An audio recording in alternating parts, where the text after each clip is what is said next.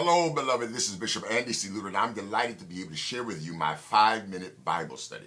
In this lesson, we're studying the history of Halloween, and it is an attempt to acquaint you with some of the background and history that surrounds one of the most popular events on our secular calendar.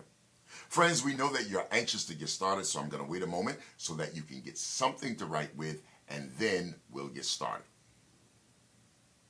Halloween is an annual observance that takes place on October 31st of each year, but has its origin over 2,000 years ago with a northern European tribe known as the Celtic tribe. Each year, the Celtic tribes, led by a group of their own holy men called Druids, would participate in an event called Samhain.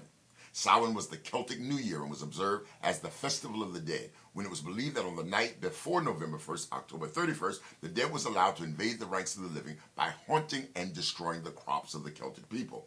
In response, the Celtic people would dress up in costumes in an attempt to scare away the spirits of the dead. This is where the practice of wearing costumes come from. During Samhain, the Celtic people would light their torches from the bonfire that the Druids would ignite. With their torches, they would light their home fires that would warm them during the winter. Now, in 43 BC, Julius Caesar conquered the Celtic people, and in doing so replaced the Samhain festival with the more Roman-based festival of Feralia, a festival honoring the dead, and the festival of Pomona. The official symbol for Pomona, who was the goddess of trees and fruit, was the apple, as you saw pictured. This is where the practice of bobbing for apples comes from during Halloween. In the 8th century, Pope Boniface IV moved the Christian event called All Saints' Day from May to November. This was done in part to Christianize a day that was primarily viewed as a pagan holiday. Several scholars now agree that the move by Boniface IV was an attempt to replace the Celtic Festival of the Dead with a related but church-sanctioned holy day or holiday.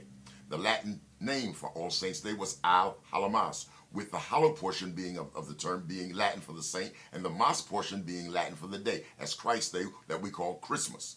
Therefore, the evening or night before Al Hallowmas was given a specific name as well. In Latin, the term for evening or eve was the syllable "een." Consequently, the evening before All Saints' Day or Al Hallowmas came to be known as Halloween. The day was similar to Samhain with large bonfires, parades, and dressing up in costumes. Now, let's talk about how we got from the early Celtic Festival of the Dead, the Roman replacement of Samhain with the Festival of Feralia and Pomona, to the Roman Catholic Church to reinterpret the holiday to its current operation with us today. In the second half of the 19th century, America was flooded with new immigrants. These immigrants, especially the millions of Irish fleeing Ireland's potato famine of 1846, helped to popularize the celebration of Halloween nationally.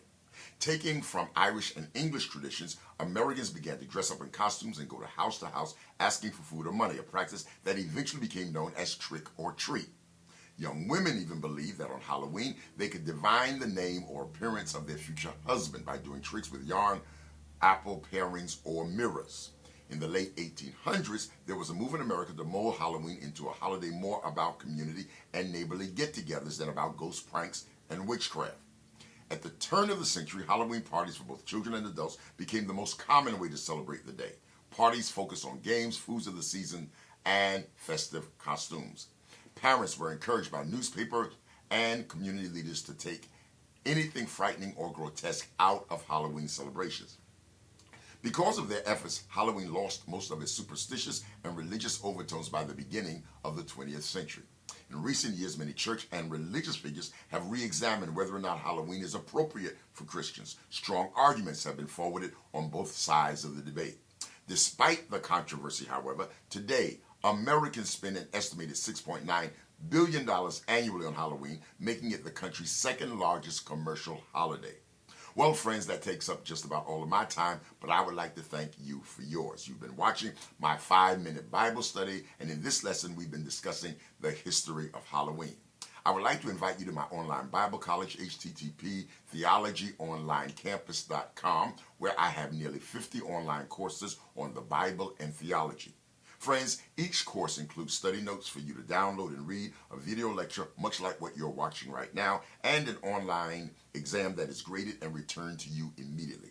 Upon completion, we will send you a certificate of completion from our Bible college via email. Completing several courses makes you eligible for one of our online Bible college degrees. Registration is free, and tuition for the courses is extremely modest. So again, I'm Bishop Andy C. Luter, and do remember, God loves you, we love you, and I look forward to seeing you next time.